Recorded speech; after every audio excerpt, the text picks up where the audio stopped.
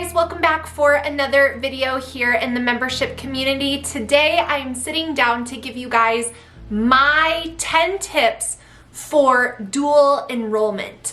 Now this video is not going to be a video on why you should have your homeschooled high schooler dual enroll or why we decided to give it a try. It's just going to be my tips based on my experience so far navigating this with my high school aged daughter.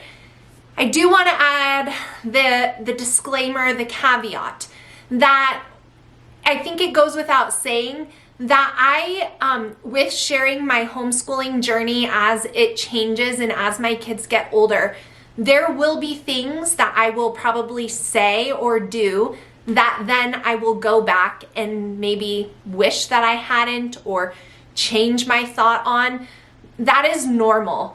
And too many times, someone will say, well, you said this in a video and it was 3 or 4 years ago.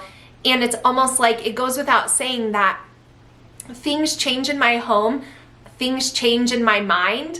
And so part of sharing this like in real time is that at the end of the day, we may have a terrible experience with dual enrollment and we may both decide like this just is not gonna work. But we don't know unless we try. So we are giving it a try and I am here to share with you 10 tips that I, in hindsight, wish someone would have told me. So this is going to be homeschool mom gold for you guys. I wish someone would have said these things. This really would have helped. So I hope that it's helpful for you. But please always keep it in the back of your mind that we may change our minds on this topic. We might not do this again, but so far, this is what I've learned and I'm here to share it with you. Things I definitely have prepared for this video. So if you see me glancing down, that is what I am doing. So my first tip for dual enrollment, which people have been asking me what dual enrollment is, I thought, you know, it was like a commonly known thing, but I'll just go ahead and briefly say it here. My camera is a little crooked.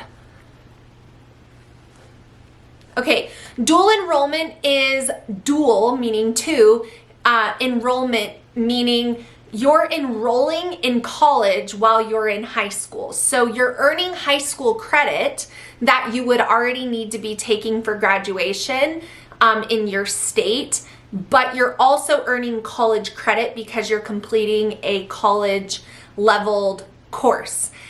Dual enrollment is available usually through state colleges. For public high schoolers, even they can do that. And definitely there's a lot of private colleges that offer dual enrollment for high schoolers as well.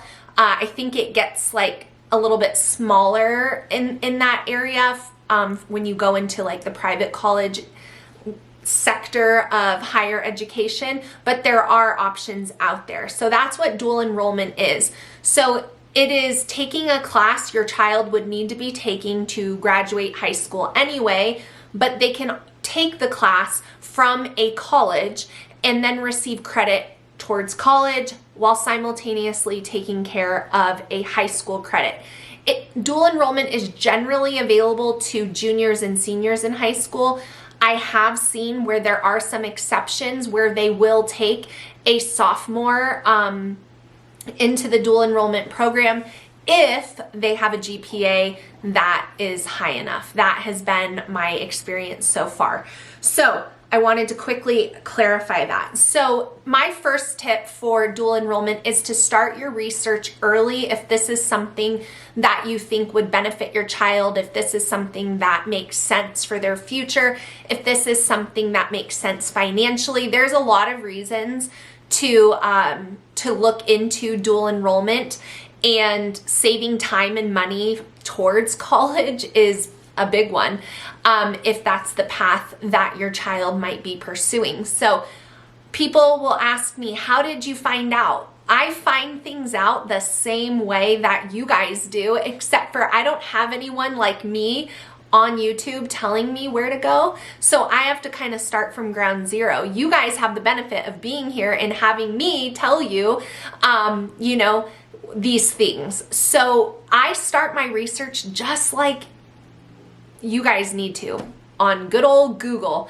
And I spend time looking into things, researching things, praying about things, showing my daughter things, feeling things out, kind of seeing which direction makes sense. That does take a bit of time, especially if you're not going to do it like every single day. So I do recommend starting research early. If you're wanting your high school junior or senior to go into dual enrollment, I would say start kind of 6 months prior to when you want them to begin. That would be enough time to probably dwindle down your options and kind of narrow in on which college you might want to apply for and all that good stuff. Tip number 2 is to be organized. Like most things in life, whether it's going to the DMV, whether it's getting a mortgage, you know, being organized is helpful. Having all your documents in one location, helpful. Make sure your child's transcript for high school is up to date with accurate classes and grades, because the dual enrollment college will be asking for that. It's much easier to already have those records in place and then just need to submit them or put them into a template and then submit them than it is to be sitting there racking your brain trying to remember what your child got.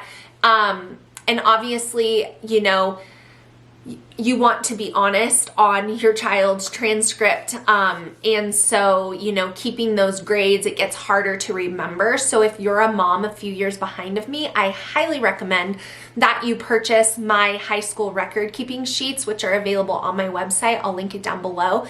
Print out 4 years. So 4 of those, you only have to buy it once. Print it out 4 times. And keep your kids' records on there.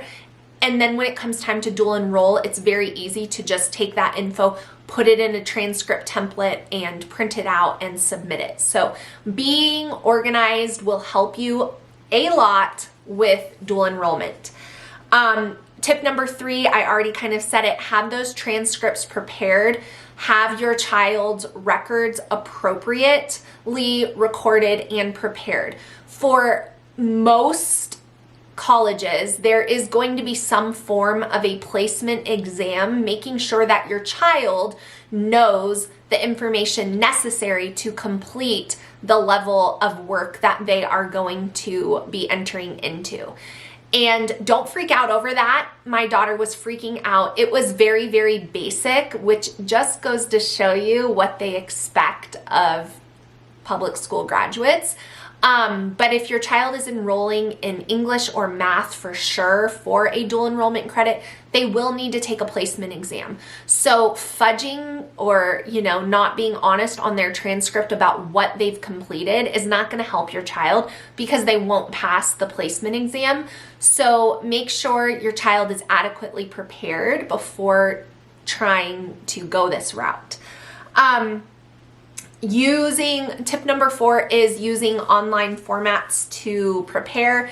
If you Google, you know, homeschool transcript service or homeschool transcript templates, there will be so many that come up. I did not want to deal with, you know, like a PDF download and then plugging. I wanted something a lot more simple. So I use fasttranscripts.com and it's a service, and that's what I used. Very, very easy. And that website will submit it for you if they want it emailed from like another company, or you can email it in yourself, depending on the college and their admissions requirements. But do not send in a handwritten transcript for your child if they are attempting to dual enroll. This is one that I wish somebody would have told me, and I think we're on to tip number 5. Your child is going to need their own email account. It gets very, very, very complicated because there are laws, even though your child is still a minor if they're in high school. When it comes to dual enrolling in college, the college actually has to have your child sign a third-party authorization form for the college to even be able to speak to you about anything relating to admissions, whatever it is, even though I'm paying the bill, I'm doing all the things, like, okay, it's a federal law. So your child is going to need an email account, and they're going to need to know how to use an email account. My kids do not use social media. I do not allow that. And so setting up an email was like, oh, we do need to do that. And so we went on Gmail and set up an email account. So just make sure that before you begin the dual enrollment process, or that your child has their own email account, it's going to be necessary, especially because the work they're going to be doing, unless they're dual enrolling and attending a live class, we're doing online, then, they're going to need that email. So the next tip that I have is to build your child's independence with their homeschooling, with their high school education prior to dual enrollment. Dual enrollment is going to have new things like deadlines and homework assignments. It's going to be different than your mom holding your hand and guiding you through your school day. So hopefully by the time your kids have reached high school, like mine, they are on a somewhat independent pathway, because dual enrollment is going to solely fall on her for responsibility. No longer will it be mom grading the work. No longer will it be mom sending reminders for assignments and things like that. That is all going to be her responsibility, and it's a big jump in responsibility. So you can't expect your homeschooled high schooler to go from 0 to 100 on the responsibility meter. So from 8th grade on, I was slowly incorporating more that was falling onto her, and she needs to keep up with that and all those things. BJU Press Homeschool has been fantastic for my kids in this area specifically, and it's been a gradual shift. It's not like going from 6th grade and now, okay, you're on your own, kid, get out of my way. No, we're still doing Bible together, apologetics, we're still doing many subjects together. But from 8th grade and beyond, I was shifting some of that responsibility to prepare her for whatever the future had, and here we are, dual enrolling, where this will be her total responsibility. If she fails the class, which she won't, but if she were to, there will be consequences and repercussions for that, and mom can't fix it. So, you want to start preparing your kids for whatever the future has for them before they're knocking on its door. The next tip I have is allow yourself adequate time to get registered.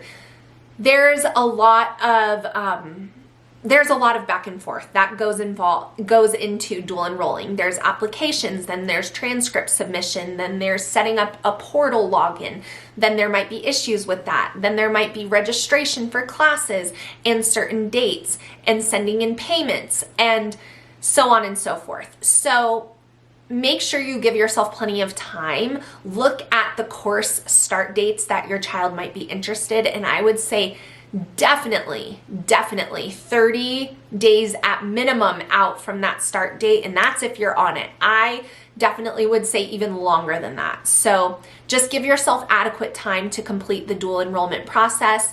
Sometimes during the summer months, the colleges have less staff because the kids that attend the college local or, on site have left.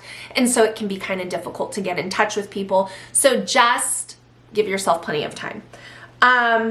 Speak to the dual enrollment counselor.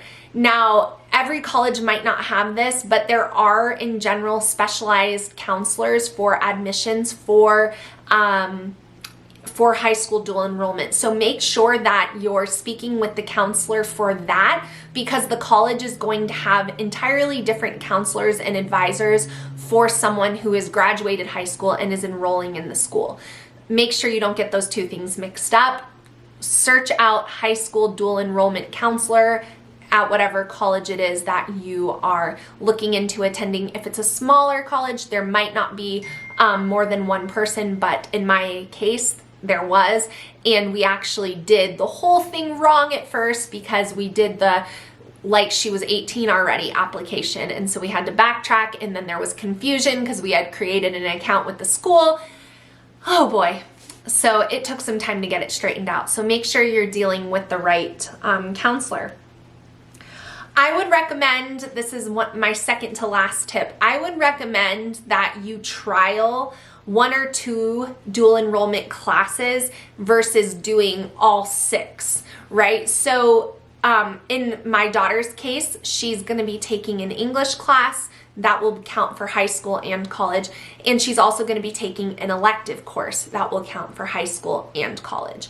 So we're starting with 2 for her junior year. If it goes well and we both feel that this is good, she's learning, she's enjoying, it's manageable, all those things, if we both feel that way, and you know, we agree with what's the information being shared and all that good stuff, like there's a lot, then next year for her senior year we might make a change. But I definitely would recommend starting with 1 or 2 classes at first, letting your child get their feet wet, dip their toes in, and figure out how to navigate the online portals and all the different things that might take some getting used to.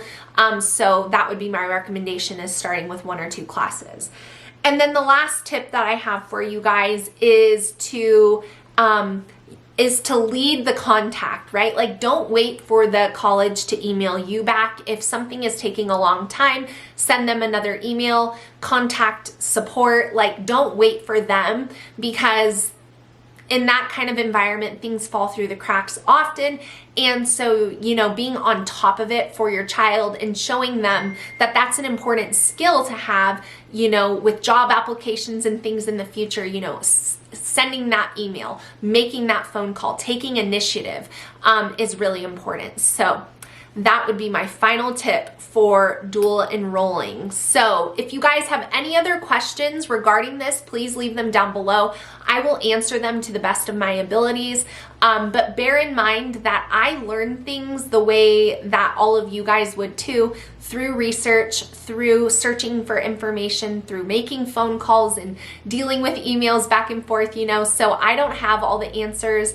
If you are a mom whose child has done dual enrollment, I would love to hear your experience down below. We are excited about it. We've done a lot of research to, you know, make sure that we found a Division I college so that those credits should transfer to any other university should she, you know, make a change in the future. I should have added that. I would recommend starting with a bigger college for dual enrollment, and then if your child wants to go to a smaller local college, the odds of those credits transferring from that Division I college to a smaller college is much more likely than a smaller college to the bigger college. So keep that in mind too, because you obviously don't want your child wasting their time or your money. So yeah, should have added that in too. But there's a little bonus tip for you. So let me know if you guys have any feedback, if you've done this before. Let me know your thoughts. Let me know if you have any other questions down below. I hope this video is helpful to you guys who are coming in behind me. I am always here to be the friend that I wish that I had. Thank you for watching, and I'll see you guys again really soon. Bye.